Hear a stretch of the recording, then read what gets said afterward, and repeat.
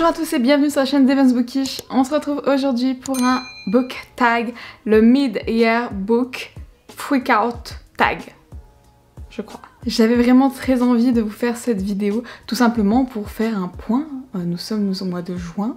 Ça y est, on a passé le cap de la moitié de l'année, le temps passe très vite. Et je me suis dit qu'il était temps que je vous parle de mes lectures de l'année, de ce que j'ai pensé pour l'instant de mes lectures. Alors, le meilleur livre lu jusqu'ici en 2022, c'est pas forcément hyper évident, mais je dirais qu'il s'agit de The Bone Season, la saga complète à vrai dire. Les 4 tomes qui sont sortis, je les ai enchaînés, j'ai adoré, j'ai surkiffé. J'attends juste la suite et c'était la meilleure de mes découvertes. Une de mes meilleures lectures pour l'instant de l'année, c'est sans aucun doute celle-ci, en tout cas celle de la saga complète. La meilleure suite de saga jamais lue jusqu'ici en 2022.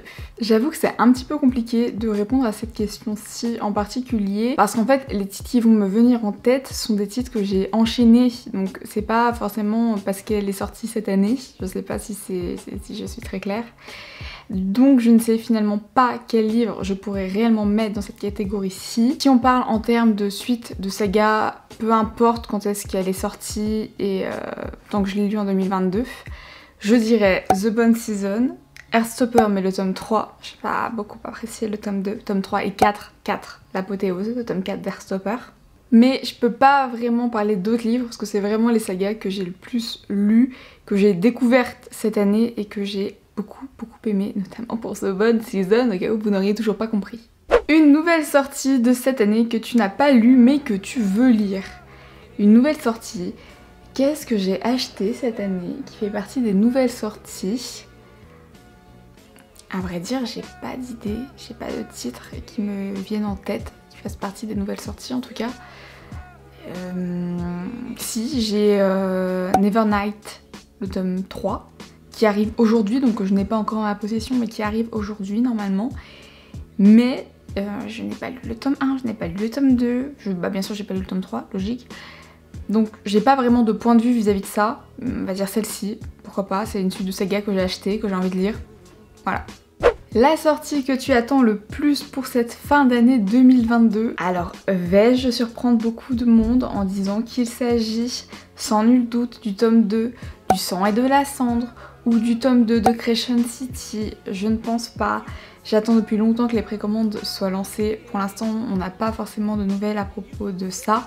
J'attends la suite, je n'ai pas lu les premiers tomes, ce qui est du coup très paradoxal, mais j'attends vraiment la suite, j'attends de pouvoir les lire et de les découvrir. Ma plus grosse déception depuis ce début de l'année, c'est un petit peu compliqué, mais je dirais Layla de Colleen Hoover. Pourquoi Layla? Tout simplement parce que ça change... Alors, ça change énormément des Colleen Hoover habituels. C'est pas ce qui m'a le plus dérangé, mais j'ai eu beaucoup de mal à me plonger dans l'histoire et à m'attacher au personnage. C'est assez étrange parce que je suis une grande fan de Colleen Hoover et des titres qu'elle sort habituellement, mais là, j'ai pas énormément accroché. C'était bien, mais sans plus. Ma plus grosse surprise de l'année, vais-je surprendre beaucoup de gens en disant The Bone Season? Non, on va essayer de changer. Je vais dire La Faiseuse de Roi de Amanda Bouchet. C'est un livre que j'ai découvert cette année, le tome 2 est sorti il y a quelques jours, quelques semaines je pense. Et j'ai hâte de me plonger dans le tome 2 parce que j'ai adoré le tome 1, je l'ai lu d'une traite. Je voulais connaître la suite, malheureusement la suite n'était pas sortie. Voilà pourquoi j'attends habituellement que la suite sorte avant de lire le tome 1, pour ne pas être frustrée. Oui, voilà, c'est un défaut, mais je ne suis absolument pas patiente. Et voilà, je suis déçue de ne pas avoir la suite, mais la suite est sortie, donc la suite, je vais bientôt la lire sans aucun doute. Nouvel auteur favori ou favorite? Vous le voyez venir, vous le savez, vous vous doutez de ce que je vais vous dire, mais encore une fois, c'est Samantha Shannon, sur tous les plans. Pour l'univers, pour l'intrigue, pour la plume... mais avoir une imagination aussi poussée, c'est quand même assez rare. On a de la chance d'avoir des auteurs qui proposent quand même des univers vraiment très riches et très importants. Et c'est le cas de Samantha Shannon. Donc Samantha Shannon, sans aucun doute, c'est ma plus belle découverte de l'année. Surtout aussi parce que je n'avais jamais lu ses livres. Et pour les autres auteurs, j'avais déjà pu lire certains de leurs autres titres. Donc on va dire qu'il n'y avait pas vraiment de compétition. Samantha Shannon à 100%. Un nouveau crush fictif. J'ai rarement des crushs pour des personnages, tout simplement parce qu'ils sont faits d'encre et de papier. J'en ai quelques-uns tout de même, il faut le souligner, mais pas forcément cette année-ci, en tout cas pas pour le début de l'année. Par contre, j'ai pu découvrir les 4 filles du Docteur March et le personnage de Laurie. Et on aime Laurie, on aime beaucoup Laurie, on aime son caractère. Le fait qu'il soit ouvert d'esprit, qu'il soit pour la cause féminine. Bref, Laurie était un bon personnage, un personnage que j'aime beaucoup. Donc peut-être que l'on peut parler de crush fictif, mais pas forcément énormément.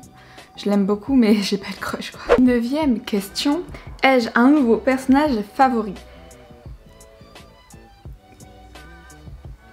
Je ne sais pas si on peut parler de personnage favori, mais j'ai vraiment adoré le personnage de Kat dans La Faiseuse de Roi. C'était une petite pépite et j'avoue que j'ai hâte de lire une nouvelle fois le tome 2 pour pouvoir tout simplement savoir la suite et découvrir les autres aventures de ce personnage-ci en particulier. Numéro 10, un livre qui m'a fait pleurer, alors il n'y en a pas eu. Pardon, vous êtes sans doute déçus, mais je n'ai pas encore eu de livre cette année qui m'a fait pleurer. Je sais même pas si j'en ai eu un l'année dernière à vrai dire. Donc peut-être que ça arrivera, peut-être que non. Sachant que nous sommes en plein cœur du challenge roman Young Adult d'Emma. Et dans ma pile à lire, il y a 1000 baisers pour un garçon que je n'ai pas encore lu. Je retarde le moment inévitable où je vais le lire. Donc peut-être que ce roman parviendra à me faire pleurer, qui sait, c'est possible, peut-être. Mais si c'est le cas, en tout cas, je vous le redirai. Mais pour l'instant, c'est vraiment pas le cas. Aucun roman. Un livre qui t'a rendue heureuse. J'ai tout de suite un titre qui me vient en tête, puisqu'il m'a fait beaucoup sourire et beaucoup rire. Il s'agit de L'Antilune de miel de Christina Lauren. J'ai adoré ce roman, il était incroyable, une vraie bouffée d'air frais. C'était léger, solaire, bref, parfait pour l'été, parfait pour les vacances. Et j'ai juste adoré, voilà, j'ai surkiffé ce moment, donc j'ai beaucoup rigolé, donc il m'a vraiment rendue heureuse, m'a foutu le smile à chaque fois que je le lisais. Bref, meilleur livre, vraiment, je vous le conseille. Catégorie numéro 12, le plus beau livre acquis en ce début d'année. Le plus beau livre acquis en ce début d'année n'est pas encore arrivé chez moi. Voilà, je sais pas quoi vous dire de plus, mais j'ai pas commandé tant de livres que ça cette année, je n'ai pas tant craqué que ça, en tout cas pour les 6 premiers mois. Mais il y a un livre en particulier qui devrait bientôt arriver et vous aurez le droit à un unboxing en avant-première. Et ce livre, j'avoue que j'ai très envie de vous en parler. Je ne vous en parlerai pas parce que je ne veux pas vous spoiler, mais j'ai adoré, j'ai surkiffé. Et je vais le recevoir dans une édition fort jolie. Donc voilà, je vous tease un petit peu je crois. Enfin, quel livre tu dois lire avant la fin de l'année? Quel livre je dois lire? J'ai pas de livre en tête. Je dirais peut-être Crescent City, le sang et la cendre. Mais c'est vraiment des titres dont je vous ai déjà parlé. Et c'est seulement si j'ai les tomes 2. Tant que je n'ai pas les tomes 2, je n'irai pas les tomes 1. Vous avez compris, je crois. Sinon, je dirais les livres de Mappal, tout simplement. Alors, pas tous, hein, je vais pas réussir à lire 250 livres en 6 mois. C'est absolument infaisable. Enfin, en tout cas pour moi. Mais au moins diminuer cette palle ou au moins en lire des qui ne sont pas encore été achetés. C'est-à-dire des livres qui traînent dans ma palle depuis assez longtemps. Je me dis que c'est une bonne résolution, il faudrait vraiment que je fasse ça. Bon, je m'y attelle, j'en lis beaucoup, j'essaie d'avancer au maximum dans ma palle, mais diminuer ma palle et ne pas racheter de livres, ou du moins diminuer la palle par rapport aux livres que je vais bientôt acheter, ou futurement acheter. Futurement, ça ne se dit pas, mais vous avez compris l'idée. Voilà, c'est mon objectif. Et c'est les livres que je dois absolument lire avant la fin de l'année, c'est ceux-ci, en priorité par rapport aux nouveaux livres achetés. On s'est compris.